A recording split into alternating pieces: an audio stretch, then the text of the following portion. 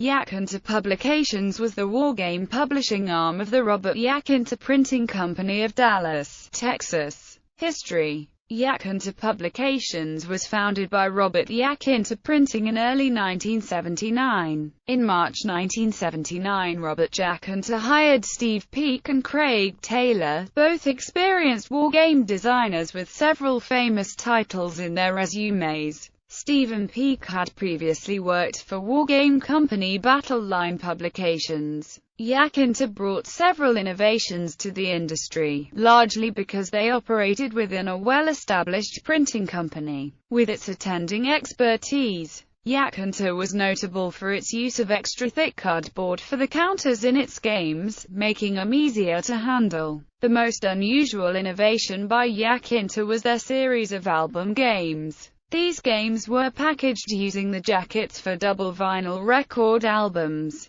The jacket often opened to reveal the mapboard printed within. The components contained in the two pockets of the jacket where, in normal use, one would find the vinyl record. Zip closing bags were provided to hold the components of the game. The concept of the album packaging was designed for Yaquinto by Larry Brom, designer of The Sword and the Flame. While concentrating on wargames for most of its history, the company also branched to the more mainstream areas of board games. For instance, Neck and Neck, Market Madness and a game based on the Dallas television show, were all published by Yaquinto. Possibly the most successful of Yaquinto's games was Ironclads. This was a simulation of combat between the first armored ships in the American Civil War. This game was well regarded in its time, and has stood the test of time. One of the more distinctive offerings by Yaquinto was Swashbuckler. This game simulated individual combat in the context of either a barroom brawl or a hostile, boarding attack on a sailing vessel.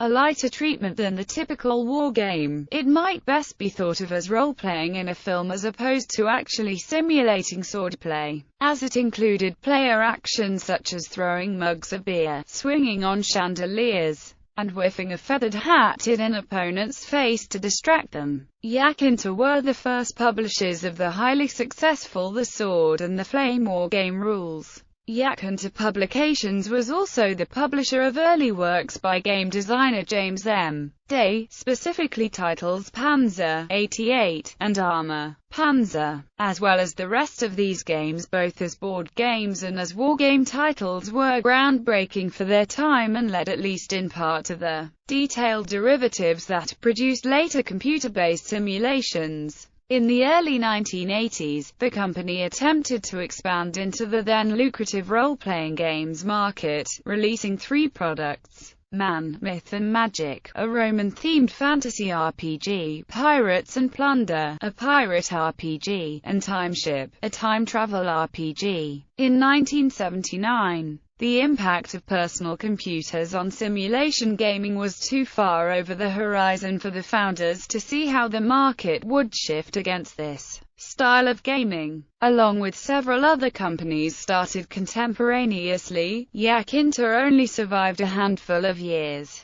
By 1983 it had closed its doors, though the printing company continued, being acquired by Cartamundi in 2006.